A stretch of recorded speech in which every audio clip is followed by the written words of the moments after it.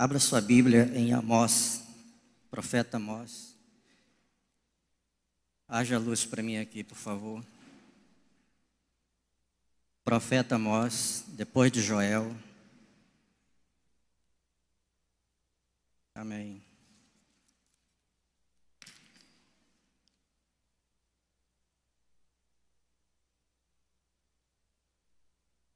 Profeta Amós, capítulo 3.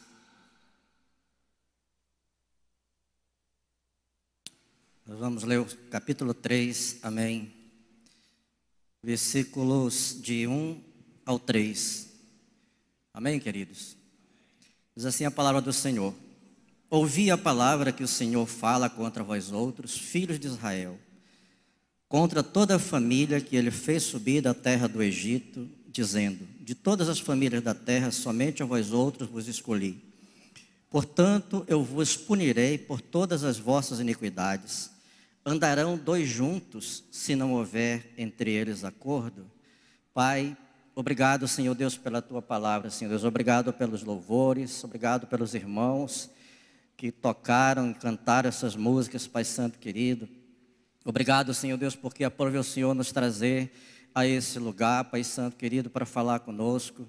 Obrigado por mais um dia de vida que o Senhor nos dá, pelo fôlego de vida, Senhor Deus, nós te louvamos e agradecemos a Deus por tudo aquilo que o Senhor tem feito em nosso favor. Pai, abençoa essa cidade, abençoa, Pai Santo querido, esse lugar onde nós estamos, cada casa, cada família que está ao nosso redor. Senhor Deus, abençoa, Pai Santo querido, com Teu amor, com a Tua salvação, com a Tua misericórdia, com Teu perdão, Senhor Deus, em nome do Senhor Jesus Cristo. Pai, nós oramos e Te louvamos, amém. Fique à vontade, queridos.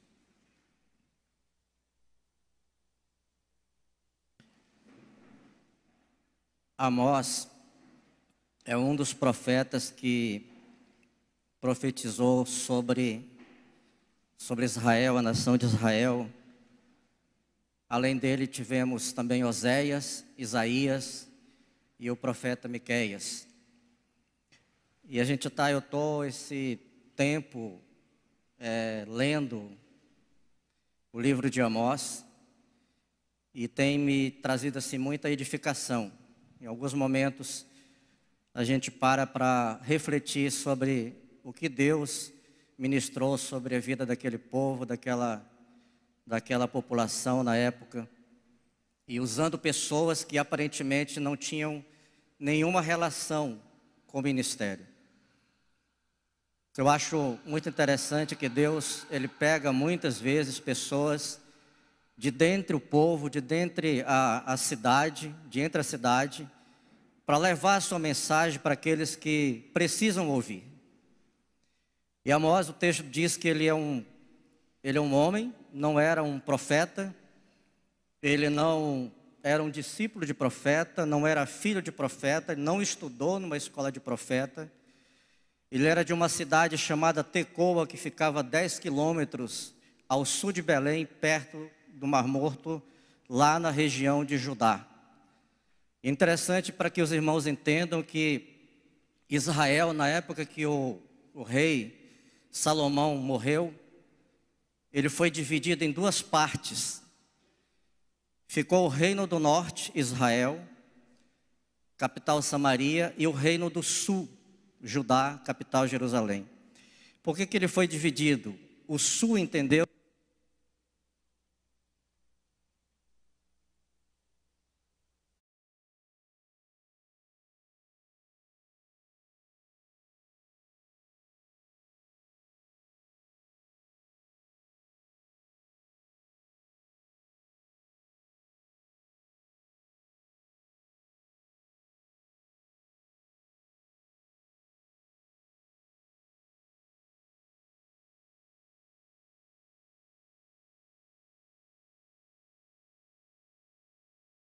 Amém. Glória a Deus. Então, assim, o reino do sul, ele entendeu que o pessoal que estava no norte, eles não tinham nenhuma relação com eles por conta da idolatria. E a gente vai ver isso. Por conta da idolatria que era em Samaria era muito grande, então eles resolveram se separar, ficaram 10 tribos no norte e 2 tribos no sul. No norte, Israel, e no sul, Judá. E quando Deus comissiona esse profeta chamado Amós, ele manda para o reino do norte. Ele profetiza um pouco também no reino do sul, em Judá, mas muito pouco em relação àquilo que ele tinha para o norte. Isso aconteceu no ano 793 a.C., quando o profeta Amós foi comissionado por Deus para ir pregar no reino do norte.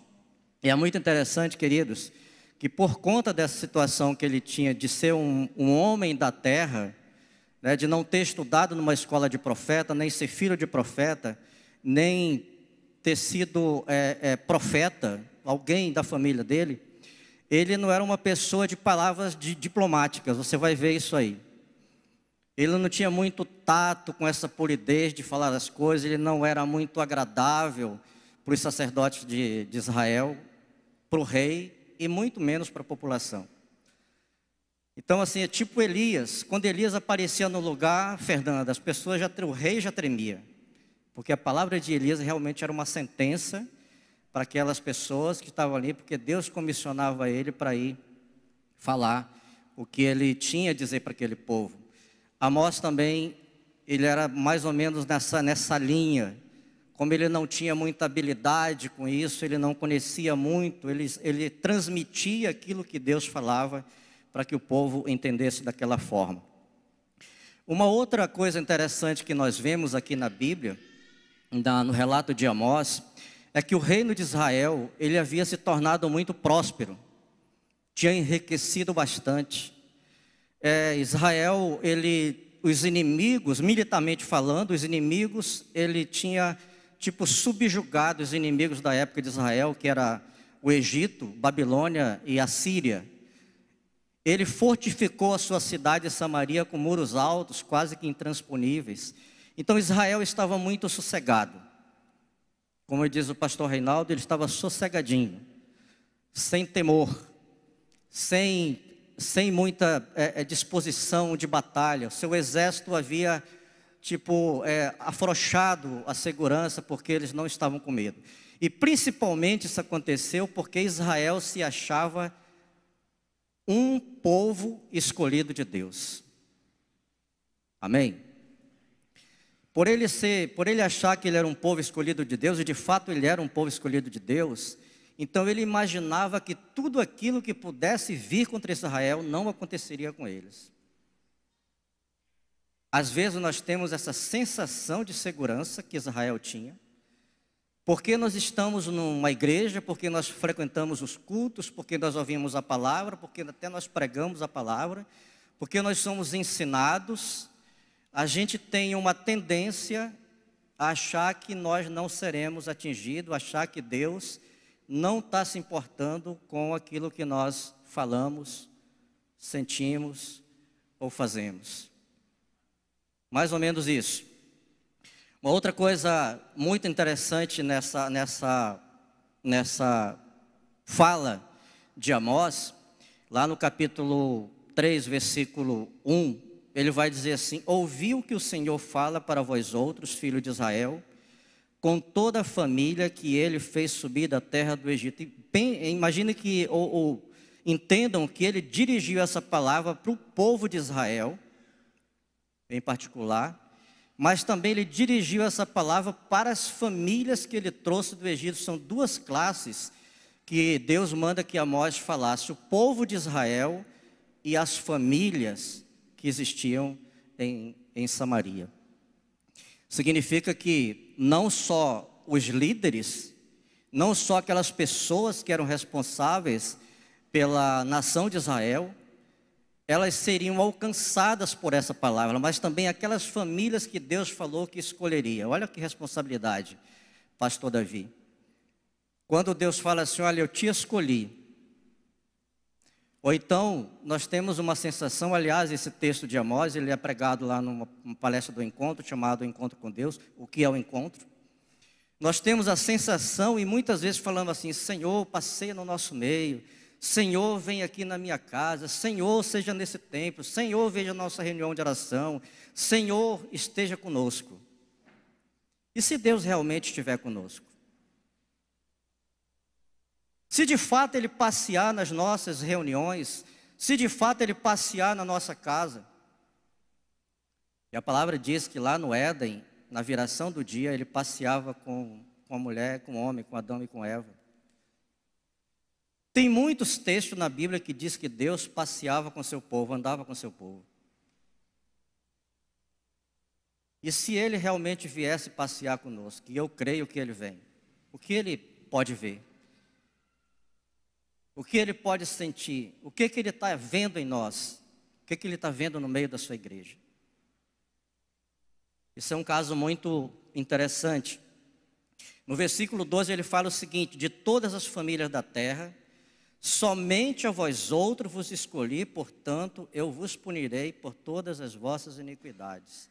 De todas as famílias da terra eu vos escolhi. A palavra escolher, ela tem o sentido de amar, cuidar e separar para os seus propósitos divinos. Quando Deus fala assim: Elbert, eu te escolhi, não foi para o Elbert ficar, que bom que Deus me escolheu, foi para trabalhar, foi para fazer alguma coisa, foi para glorificar Deus, foi para sair, foi para anunciar aquilo que o Senhor falou ao coração dele. Então, de todas as famílias da terra, eu te escolhi. Lá no capítulo 15, 9 e 5 do Êxodo, ele diz para Israel que Israel é uma propriedade particular.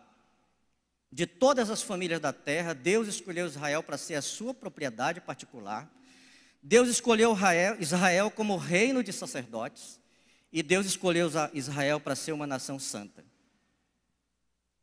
Junto com isso, ele também está dizendo, junto com a nação, ele está dizendo para você: Deus te escolheu, família, para ser um reino de sacerdotes. Deus te escolheu, família, para ser uma nação santa. Deus te escolheu, família, para ser a sua propriedade particular, peculiar. Sabe aquela coisa de que alguém que queira tocar nessa propriedade de Deus, diz o ditado que toca primeiro nele, exatamente. Todas as vezes que alguém quis fazer alguma coisa contra Israel, Deus estava ali. Sabe aquela coisa de o pai corrigir o seu filho, mas não querer ou não permitir que ninguém faça a mesma coisa? É exatamente desse jeito. Você tem o direito de dar uma palmada no seu filho, na sua filha, mas você não vai permitir que alguém faça a mesma coisa com seu filho, com sua filha. Israel era para Deus dessa forma. Era um filho que Deus corrigia, mas que não permitia que outra nação fizesse alguma coisa contra esse filho Israel. Deuteronômio, capítulo 7, 6, ele diz o seguinte: porque tu és o povo santo ao Senhor teu Deus, o Senhor teu Deus te escolheu para que ele fosse seu povo próprio de todos os povos que há sobre a terra.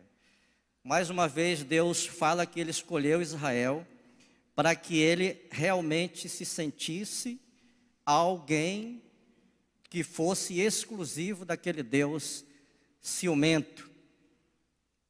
Tem algumas Bíblias, a Bíblia Jerusalém, ela fala de um Deus ciumento, de um Deus que gosta de proteger os seus amados.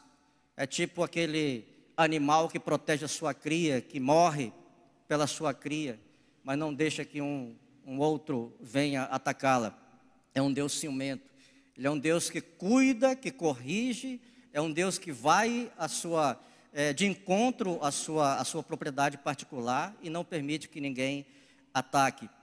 João 15, 6, Evangelho segundo João 15, 6, ele fala o seguinte: não foste vós que me escolhestes a mim, pelo contrário, eu vos escolhi e a vós outros, e vos designei para que vades e deis fruto, e o vosso fruto permaneça.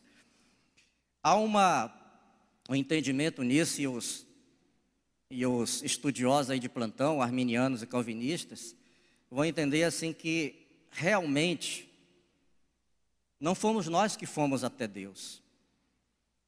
Pela nossa própria vontade não fomos nós que fomos até Deus, mas Ele veio até nós, Ele nos escolheu. Pela nossa vontade, a gente realmente nunca iria estar sentado num banco, ouvindo uma palavra, anunciando para outros. Mas Ele nos constrangeu com seu amor para que a gente vá. E aí uma coisa interessante, Ele não só mandou que você vá, mas que você dê muito fruto. Você não tem simplesmente que ir, você tem que ir e tem que dar fruto. E não tem simplesmente que dar fruto, esse fruto tem que permanecer. Como você faz isso? Gastando seu tempo, investindo seu tempo. Você faz isso acompanhando as pessoas ao longo da sua vida.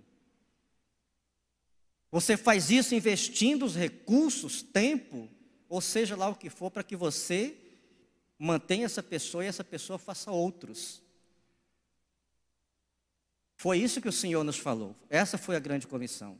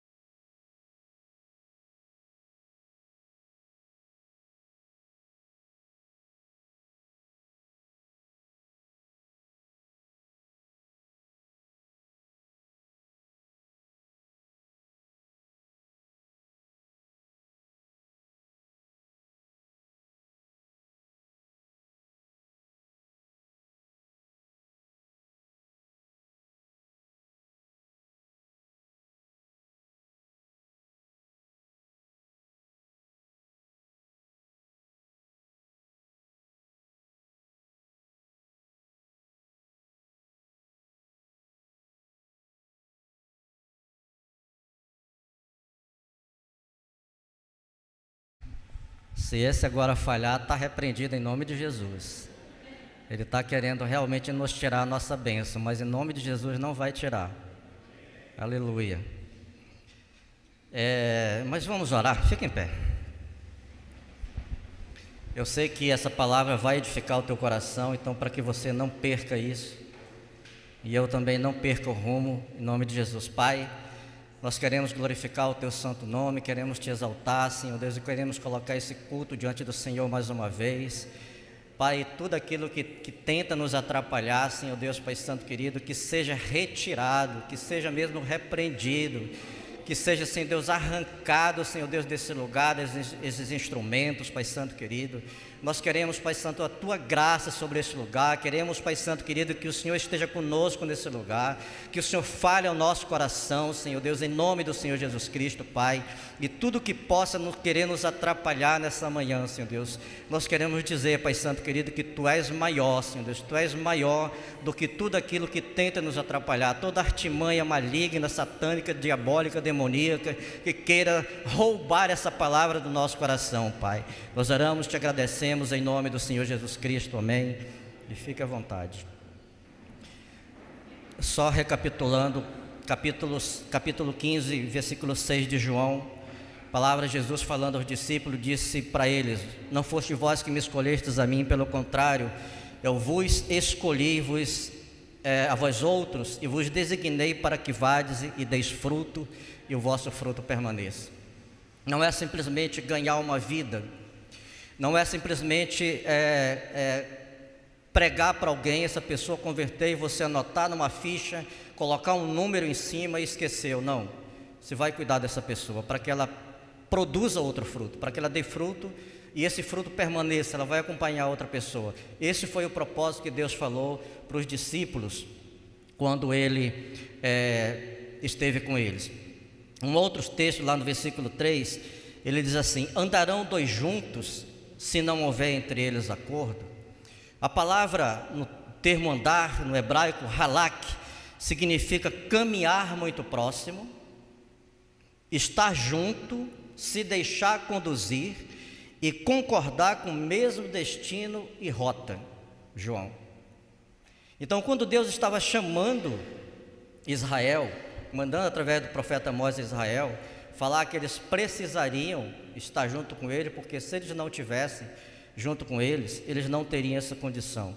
Mais uma vez, caminhar muito próximo, estar junto, se deixar conduzir e concordar com o mesmo destino e rota.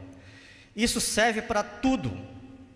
Serve para a nossa relação com Deus, serve para a nossa relação marido e mulher, filhos, família, serve para nossa relação de igreja, porque se o pastor Davi for para um lado e eu for para o outro, não sai nada, amém?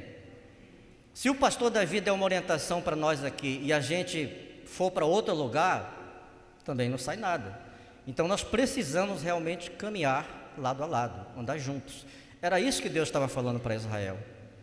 Por acaso andarão dois juntos se não houver acordo? E Deus propôs esse acordo: vocês serão o meu povo e eu serei o vosso Deus. De todas as famílias da terra eu vos escolhi para que vocês sejam meus, mas vocês vão de repente estar junto comigo.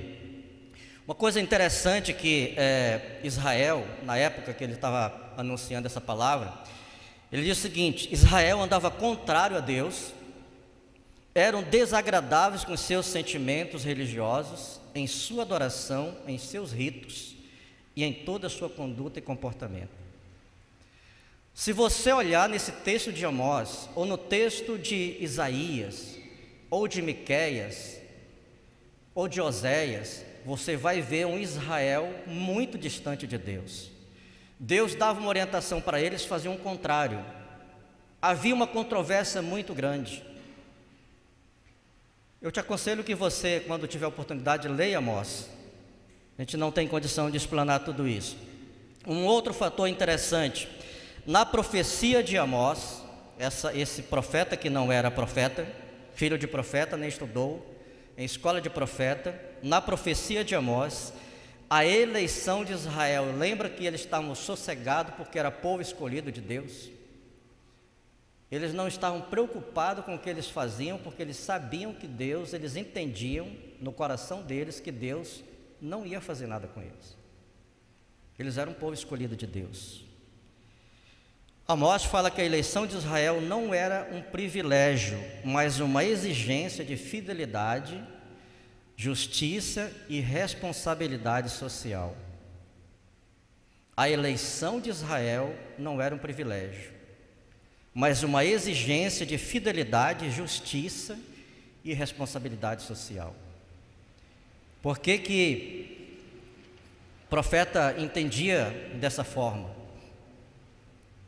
Por que nós temos que agir dessa forma? Por que a igreja tem que agir dessa forma?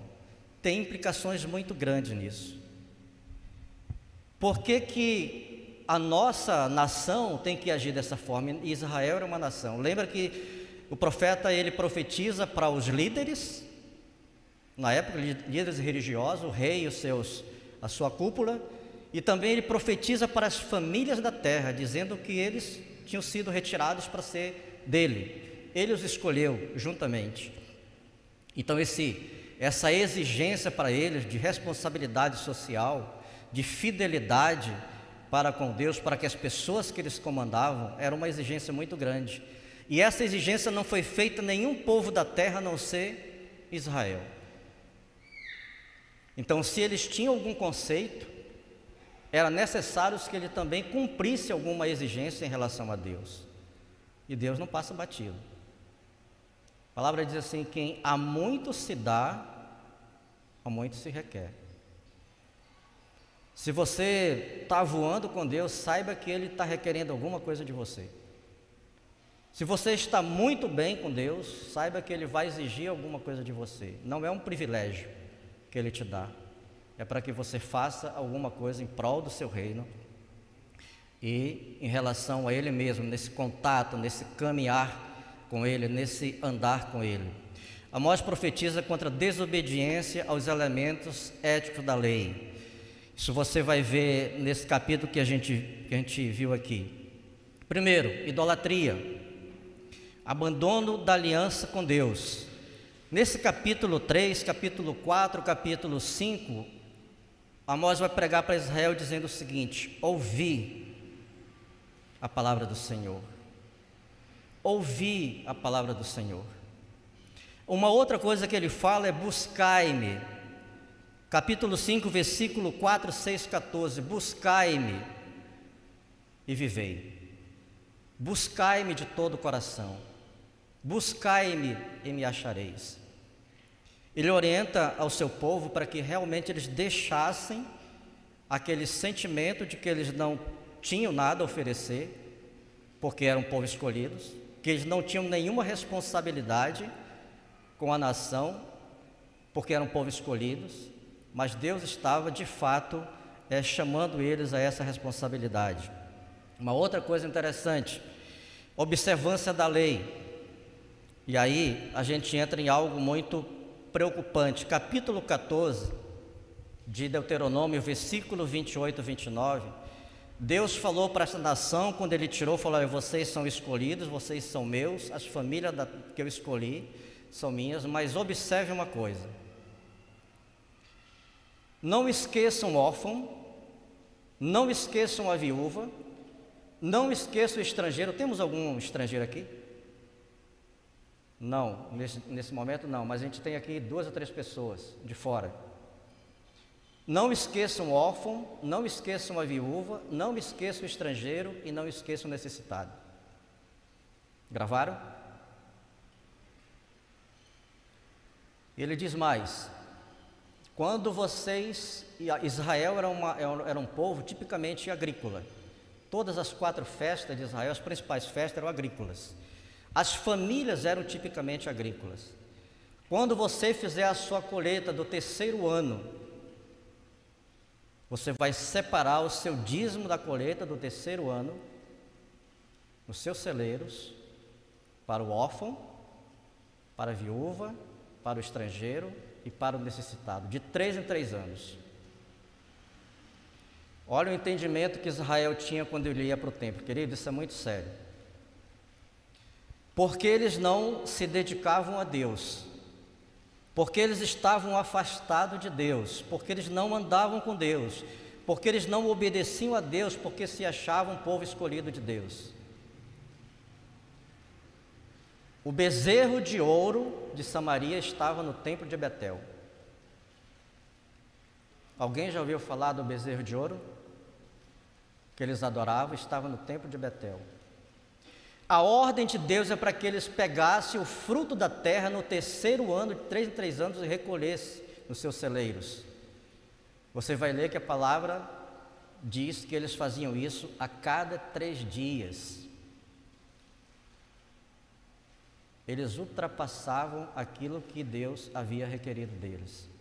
A cada 3 dias. A sua oferta, que era de ano em ano, eles faziam isso de 2 em 2 dias. Pães levedado, que era proibido em Israel. Então você vê o sentimento de Israel, do Reino do Norte, como eles estavam tão seguros, achando que eles estavam fazendo muito mais do que Deus pedia. 3 em 3 dias, eles separavam os seus dízimos e levavam para o templo. Mas era simplesmente protocolo, porque a ação deles não era adorar a Deus no templo. E você vai ler o livro, você vai descobrir por que isso não agradava a Deus. Não era pelo fato de eles levarem 3 dias, porque não era significativo para Deus. Eles não podiam fazer uma coisa, jogar com Deus em relação àquilo que eles faziam de errado. Adoravam, faziam seus rituais nos cultos, adoravam os seus deuses, em Betel e em Gilgal. E eles imaginavam que eles estavam fazendo além daquilo que Deus realmente requeria deles. Abandonaram a observância da lei. Substituíram a adoração a Deus por rituais pagãos em Betel, que era o centro religioso que ficava em Samaria, e também em Gilgal, que era o lugar de sacrifício. Então eles não adoravam nada, ao contrário, eles iam ali para se reunir, o rei mais a sua cúpula, para tramar contra aquelas pessoas que eles dirigiam, e Deus estava olhando tudo isso. Um outro elemento que Amós prega contra ele é a questão da injustiça social. Você vai ver isso em Amós 8. Não temos tempo também para explanar isso. Injustiça social, insegurança alimentar. Se você ler o texto, se você ler o livro, você vai ver que havia miseráveis na terra, muitos pobres na terra, pessoas passando fome. Havia realmente incontáveis famílias que haviam se desagregado por conta da exigência de impostos altíssimos, eles não podiam pagar, então a terra deles era requerida para o Estado, para o reino. A outra coisa, insegurança trabalhista. Como eles foram tirados das suas terras, eles não tinham trabalho, o reino não dava trabalho, para que eles fossem dependentes dele, para que eles fossem buscar ali.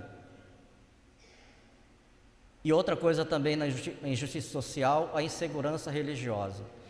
Betel era frequentada pelo rei e a sua cúpula. A viúva, o órfão, o estrangeiro, o necessitado não tinham acesso. Isso é uma coisa muito terrível, porque você exclui uma parcela que você acha que os reis achavam que não merecia adorar a Deus, e trazia para o templo apenas a sua adoração como uma gratidão a Deus por tudo que estava acontecendo. E olha que eles estavam muito ricos. Se você vê os 4 profetas profetizando contra o Reino do Norte, eles estavam muito ricos, muito seguros. Durante 40 anos, eles não tiveram nenhuma perseguição de nenhum inimigo que foi em épocas passadas. Então eles achavam que eles podiam fazer o que eles quisessem. Nada ia realmente parar aquilo que eles estão fazendo. E Deus manda esse profeta para ir lá.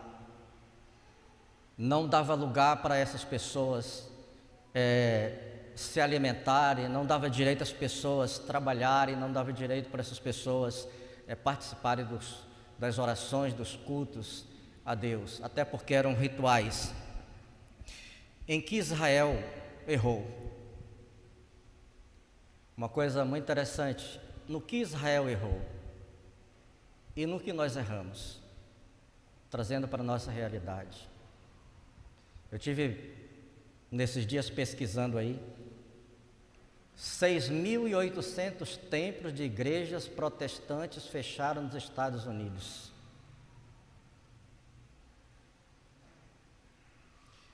Na Suíça, Alemanha, especialmente a Alemanha, que foi o berço do protestante, e na Holanda, na Suíça, 200 templos, eles foram vendidos, fechados. E desses 270, eles foram vendidos. A Holanda a mesma coisa, a Alemanha a mesma coisa. No que nós erramos? No que Israel errou? 6.800 templos, pastor Davi, para iniciativa privada, escolas, restaurantes, lanchonetes. A Suíça, ela tinha não sei se tem ainda, mas na época, ela tinha uma cobrança, um imposto chamado eclesiástico. Os templos eram enormes, grandes. No que eles erraram? A nossa geração, irmãos, ela vai envelhecendo. Daqui uns dias, eu fui. Se eu não fizer discípulo, Thaís, eu fui. Essa minha geração foi. Assim aconteceu na Alemanha, aconteceu na Holanda, na Suíça. Os mais idosos, o Senhor foi levando, e a igreja não conseguiu se sustentar. Além da questão do imposto que a Suíça tem, ela tinha ainda a questão da manutenção do templo, a mesma coisa nos Estados Unidos. Não tinha imposto, mas tinha a manutenção do templo. Templos grandiosos, prédios, não tinha como manter. No que nós erramos? Tanto Israel quanto essas igrejas, pastor Davi, elas se voltaram para dentro. Sabe, o pastor Elias, quando esteve aqui na semana passada, ele falou de uma coisa muito interessante. Nossa comissão, Juliana, não é para a gente, não é vinde, é ide. A nossa comissão, a nossa responsabilidade enquanto cristãos resgatados, lavados e remidos no sangue do Senhor, é ir, não é vir. Israel fez a mesma coisa, eles não foram para fora, eles ficaram retidos dentro. Essas igrejas da Suíça, da Inglaterra, da Alemanha, da Holanda, dos Estados Unidos, a mesma coisa, eles não foram, eles ficaram. E a tendência é diminuir. Culto é muito bom, maravilha, os eventos são muito bons, maravilha, mas não é o nosso chamado. Nosso chamado realmente é ir. Lembra que o Senhor Jesus falou para os discípulos: não foram vocês que me escolheram, eu que vos escolhi, e disse que vocês vades e deem muitos frutos, e o vosso fruto permaneça. Se nós não observarmos isso, a nossa geração vai se indo e a gente não vai renovar esse plantel. Vai chegar um dia que a gente não vai ter gente. Nós temos que fazer discípulos, gerar pessoas. Temos que sair realmente. Isso é um chamado muito tremendo de Deus para as nossas vidas. E foi o que aconteceu com Israel. Mas tem uma coisa muito interessante nisso tudo, é que algumas pessoas dizem assim: olha, não é possível andar com Deus. Não é possível você trazer pessoas, não é possível a família estar no meio das pessoas, diante desse povo ímpio, diante de tanta degradação, diante de tanto pecado, diante de aquilo que a gente vê hoje. Vamos tirar os nossos filhos, vamos deixar de ir para fora e vamos ir para dentro, porque nós estamos protegidos. Olha a segurança que nós imaginamos. Porque somos povo escolhido, nós vamos ficar aqui enclausulados, não vamos sair, vamos fazer uma célula infinita, para ninguém sair, para ninguém se contaminar, para ninguém se ver assediado pelo mundo, como a gente vê hoje uma moda, muitas pessoas tirando seus filhos da sociedade, trazendo para casa, com medo que o mundo venha assediá-los, venha afastá-los de Deus. Deixa eu te falar uma coisa. A Bíblia fala de um homem, lá no Novo Testamento. Ele foi uma pessoa que realmente, Enoque, uma pessoa que a Bíblia diz que ele andou com Deus. Se você ler o versículo 15 de Judas, ele vai dizer assim que Enoque, ele viveu no meio de pessoas ímpias, pessoas perversas, e ele não se contaminou com isso. Enoque andou com Deus. A Bíblia diz que Enoque teve filhos e filhas,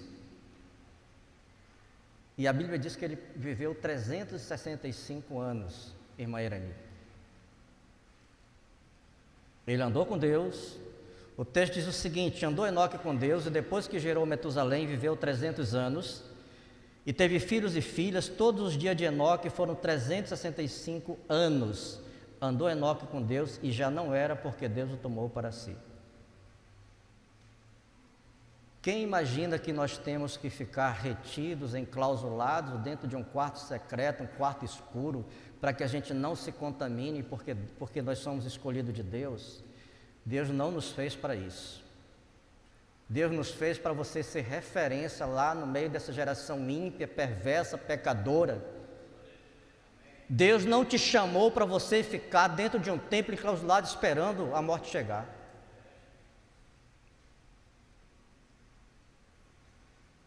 Imagina, eu não me converti dentro de uma igreja. Alguém um dia foi na minha casa, pregou para mim, passou 8 meses indo na minha casa toda semana, me ensinando. No final de 8 meses falou: "Daí você está pronto, escolhe uma igreja", me deu uma lista de 10 nomes de igrejas. Escolhe uma igreja, todas são muito boas para onde você vai. eu escolhi ficar com eles. Mas isso é uma coisa que Jesus falou assim: olha, vocês saiam, façam discípulos, se misture com esse povo. Primeiro, para que você faça diferença. Segundo, para que a nossa igreja daqui a uns anos não feche. E não vai fechar, porque você está recebendo essa palavra no seu coração para que você não fique quieto, para que não fique acomodado, para que você não ache que é um povo escolhido e por conta disso você vai ficar quieto. Muitos, diz o pastor Kate Phillips, não foram chamados para ser pastor, nem para ser diácono, nem presbíteros, nem para ser professores, nem mestres, mas todos foram chamados para convidar alguém para conhecer o Deus que ele conhece. Amém? Você não precisa ser um teólogo para fazer isso. Você só precisa realmente disposição e entender que o que é bom para você é bom para o outro também. Tem muitas possibilidades. Tem muitas possibilidades. Amém, queridos? Que Deus esteja nos abençoando nesse dia. Leia esse livro de Amós, leia Isaías, leia Miqueias, leia Oséias, para que você entenda aquilo que Deus quer continuar falando com você.